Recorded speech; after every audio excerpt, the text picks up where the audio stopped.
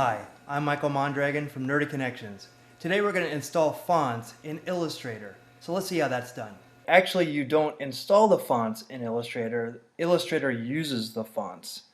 So I have a couple sample texts here, and if we go to the text tool and we see that this is Arial, this one is Times.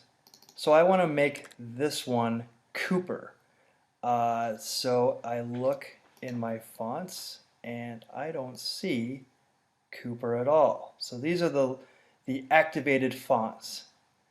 And to do so, I have to go to my program of FontBook. So I'm going to open up FontBook. And there's Cooper. Now Cooper is not activated. So I'm going to enable selected fonts here and click. And now when I go back into Illustrator,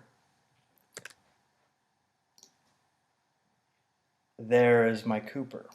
So very simple technique, and there's other programs that you can use, other font programs. From Extensis, I use one called Suitcase Fusion, but FontBook is on Mac is very effective for this, and you can actually load other fonts into FontBook, and so you can have a myriad of fonts at your disposal. So that's how you install fonts in Illustrator.